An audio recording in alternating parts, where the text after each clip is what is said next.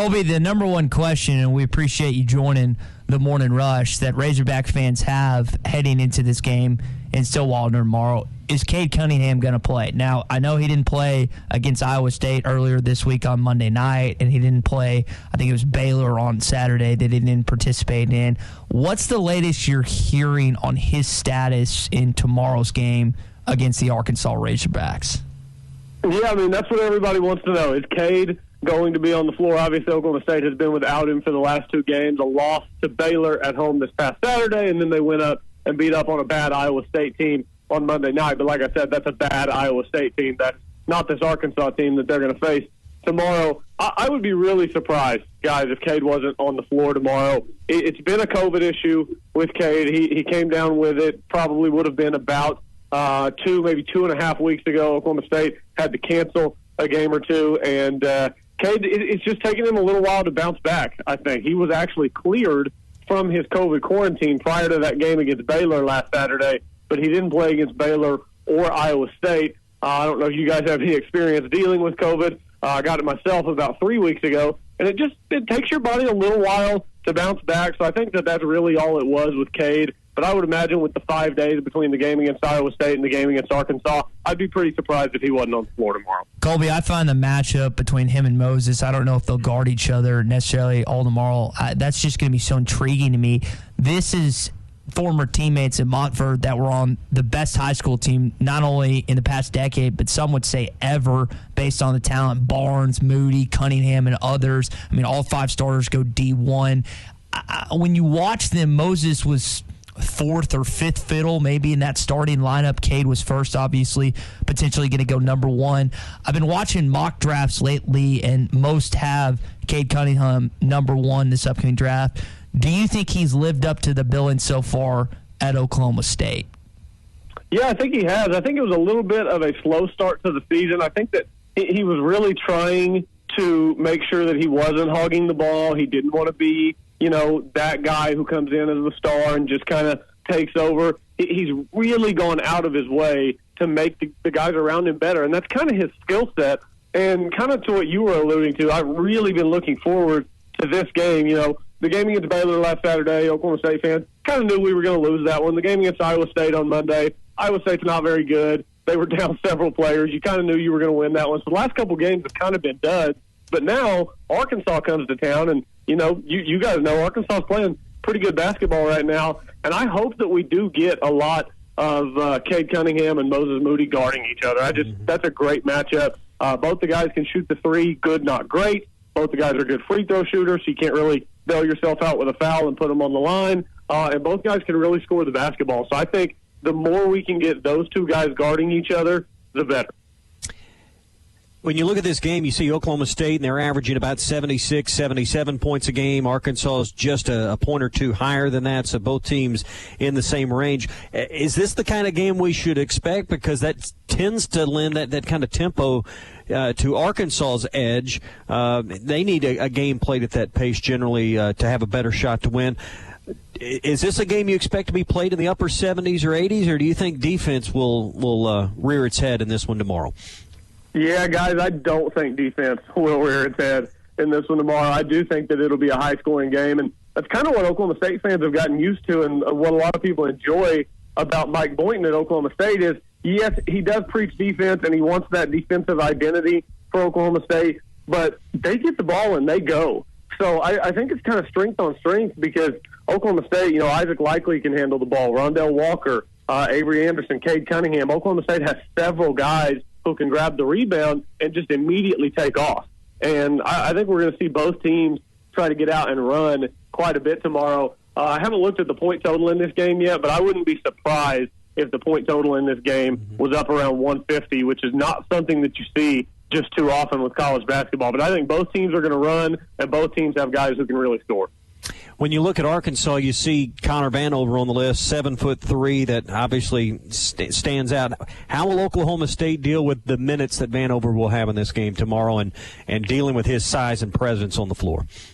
Yeah, I mean, to be honest with you, if he plays well, Oklahoma State won't deal with it well.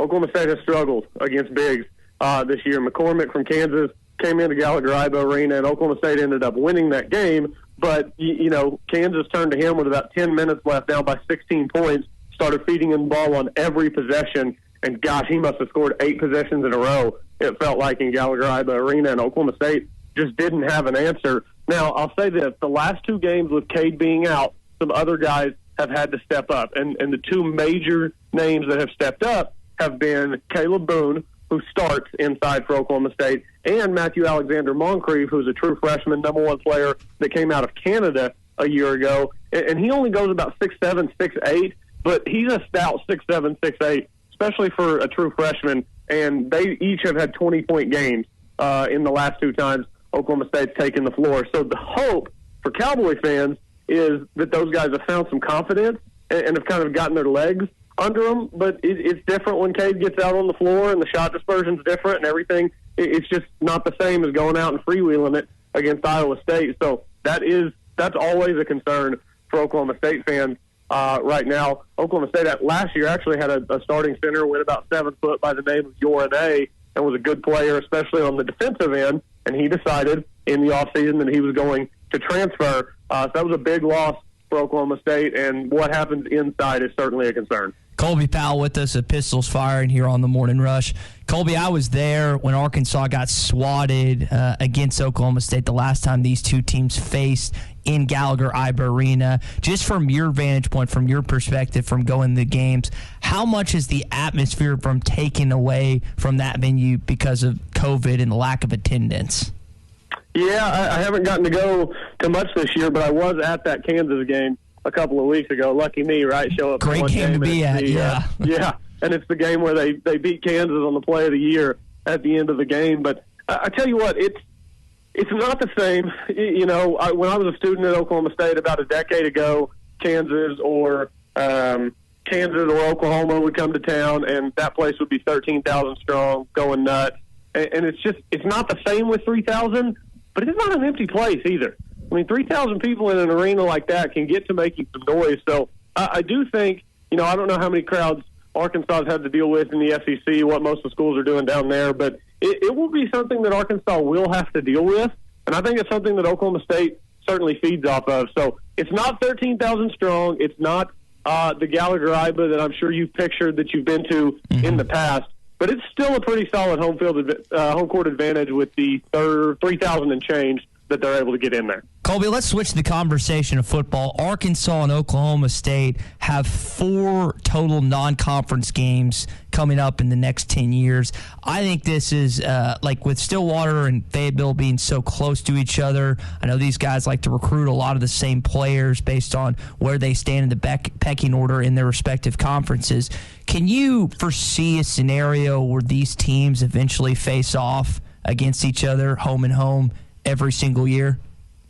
I think it would be great for both programs, and we've talked about this. Oklahoma State, Arkansas, you don't think of Oklahoma State, Arkansas as a rivalry, but they're really not too far apart. Oklahoma State, obviously, kind of in the northern part of Oklahoma, just a few hours up the road from Fayetteville. It's funny, I've actually got a really good friend out in Fort Smith, and we love to go back and forth in football season about the Big 12, about the SEC, The SEC used to play defense, and now they play offense. The Big 12 used to play offense, and now they've started playing defense, aside from when everybody plays Oklahoma, of course. That's not a ton of fun. But back to the point at hand, Oklahoma State, Arkansas every year, that would be such a fun game for both of these programs to get fired up for. It would have been especially fun for us Oklahoma State fans over this last decade. I think y'all might be getting it figured out a little bit. So I don't know what it's going to look like over the next 10 years with these games that get played. I would imagine that both programs, if Arkansas continues on this same trajectory, would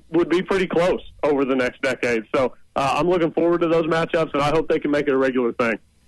Colby, I appreciate you taking some time out of your morning to join us. I'm really excited for this matchup tomorrow and the future football games in years. Colby Powell of PistolsFiring.com. Colby, catch you later, man. Hopefully we get a good game tomorrow at 3 o'clock. Absolutely. Appreciate it, guys. Congratulations to y'all's women's basketball program. What a win. You spoke to atmospheres, man. That atmosphere, even though they're about 4,400 strong, Bud Walden was a zoo last night. And so that's definitely a point. Colby, appreciate it, buddy. All right, fantastic, guys. Thanks. No.